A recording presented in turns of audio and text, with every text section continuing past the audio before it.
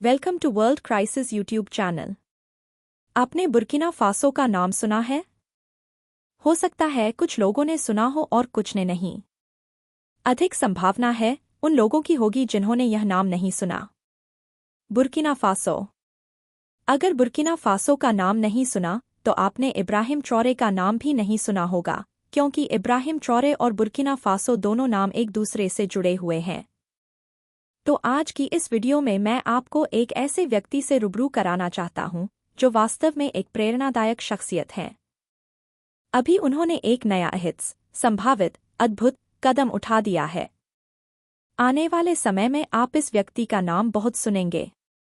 देखें, अफ्रीका दुनिया का सबसे बड़ा महाद्वीप है। इस महाद्वीप के पश्चिमी हिस्से में एक छोटा सा देश है जिसकी आबादी 2 करोड़ है और उस देश का नाम है बुर्किना फासो।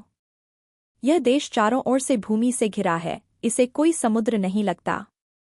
और अफ्रीका के अन्य छोटे देशों की तरह यहाँ भी जब आप किसी छोटे देश का नाम लेते हैं, जैसे ब्रुंडी, कांगो, तो आपको लगता है वहाँ गरीबी होगी, अफलास, निगलती गरीबी होगी, बीमारियाँ होंगी, एड्स होगा, और वहाँ सोने की खानें होंगी, मसाले होंगे, प्राकृतिक धातु, तेल होंगे, जिन्हें पश्चिमी या यूरोपीय फ्रांस, ब्रिटेन, अमेरिका, ऑस्ट्रेलिया जैसी कंपनियां वहां से निकालती होंगी।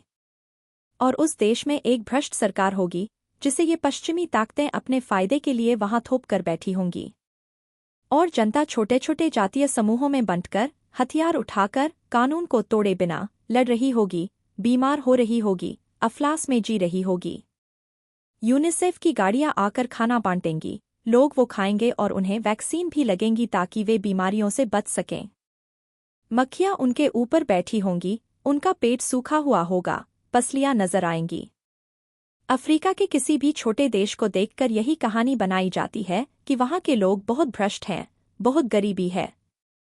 बुर्किना फासो में आज से 34 साल पहले एक बच्चा पैदा हुआ जिसके पिता सोने की खान में मजदूर थे और वह खान एक पश्चिमी कंपनी की थी। उसमें एक धमाका हुआ और वहां कोई सुरक्षा प्रबंध नहीं थे। वह बच्चा लगभग 4-5 साल का था। उसने अपने पिता को मरते हुए देखा और बचपन में ही अनाथत्व का दर्द देखा। इसके बाद वह वहीं बड़ा हुआ और उसने यह सब देखा कि दुनिया का सबसे अमीर क्षेत्र है, लेकिन वहां दुनिया के सबसे गरीब लोग रहते हैं। सारी संसाधन वहां मौजूद हैं, लेकिन उनके पास खाने को रोटी तक नहीं है। वह वहीं बड़ा हुआ, स्कूल गया, कॉलेज गया, फिर सेना में भर्ती हुआ। सेना में जब वह कप्तान बना तो 2022 में उसने कुछ लोगों के साथ मिलकर अपनी सरकार का तख्ता पलटकर एक जूनियर अफसर होते हुए बुर्किना फासो का राष्ट्रपति बन गया। उसने चुनाव करवाए और उनमें नामांकन भी हुआ।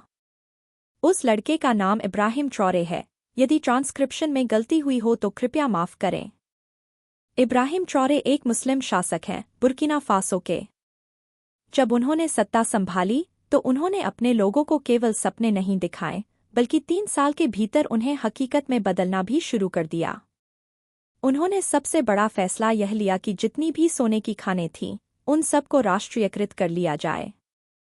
जाहिर है इस पर सभी कंपनियों ने खूब विरोध किया, लेकिन उन्होंने जनता के समर्थन से यह फैसला लिया।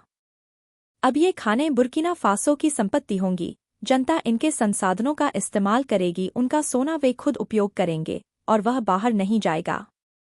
दूसरा, जब किसी ने सहायता देने की पेशकश की, जैसे सऊदी अरब ने कहा कि हम आपको 200 मस्जिदें बनाकर देंगे, तो इब्राहिम ट्रॉरे ने कहा कि हमारे पास जितनी मस्जिदें हैं उतनी ही काफ़ी हैं, बल्कि आप हमें मस्जिदें न बनाकर 200 स्कूल बनाकर दें, हमारी मदद करें। इसी तरह किसानों के लिए उन्होंने सुधार शुरू किए। 2 करोड़ की आबादी वाले देश में उन्होंने सरकारी कोष से 4000 ट्रैक्टर किसानों में बांटे और जमीनों की खेती फिर से शुरू करवाई। उन जमीनों से जो उत्पन्न होता था, जैसे कपास, उनके लिए उन्होंने यहाँ कपास प्रसंस्करण की उद्योग शुरू की। इसी तरह काजू और बादाम होते थे, उनको प्रोसेस कर पैक करने की फैक्ट्री बनाई और बेरोजगार युवाओं को रोजगार मिलने लगा। इसके अलावा उन्होंने एक हाउसिंग प्रोग्राम शुरू किया। हर बुर्किना फासो के नागरिक को सम्मान से एक घर मिलना चाहिए, सरकार की तरफ से। इसी तरह स्वास्थ्य प्रणाली को पूरी तरह मुफ्त और सब्सिडी पर ला दिया। ज्यादातर सर्जरीज अब मुफ्त हैं, उनका इलाज मुफ्त हुआ। प्राथमिक रोकथाम और स्वच्छता के लिए अलग प्रयास किए गए। 3 साल के भीतर उस देश का पूरा नक्शा बदल गया। वह हमेशा सैन्य वर्दी में रहते हैं, उनके पास रिवाल्वर रहता है। वह एक कमांडो जैसा व्यक्ति है और उनके पास एक अद्वितीय कहानी है। पश्चिमी अफ्रीका में पहले उनकी अपनी एयरलाइन नहीं थी। उन्होंने अपनी एयरलाइन शुरू की चीन से लीज पर एक विमान लेकर।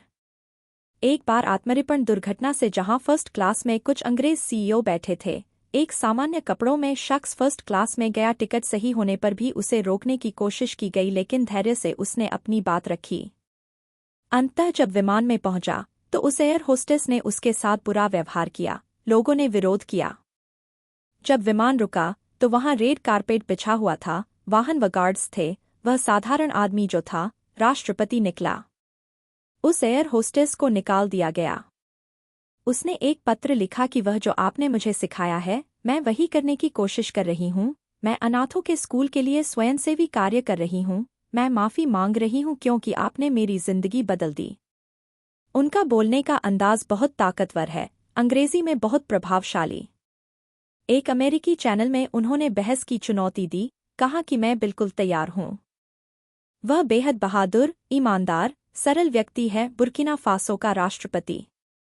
उन्होंने सिर्फ देश को बदला नहीं, बल्कि अफ्रीकी देशों को विशेषकर शहर का क्षेत्र इकट्ठा किया और कहा, मैं उदाहरण हूँ, आप अफ्रीका को आज़ाद करो, अपने भीतर से ये सब निकालो और उसके खजानों पर नियंत्रण करो। कई अमेरिकी कंपनियां थीं, लेकिन इब्राहिम ट्रॉरे ने ट्रंप को मिलना मना कर दिया और माफ़ी मांगी।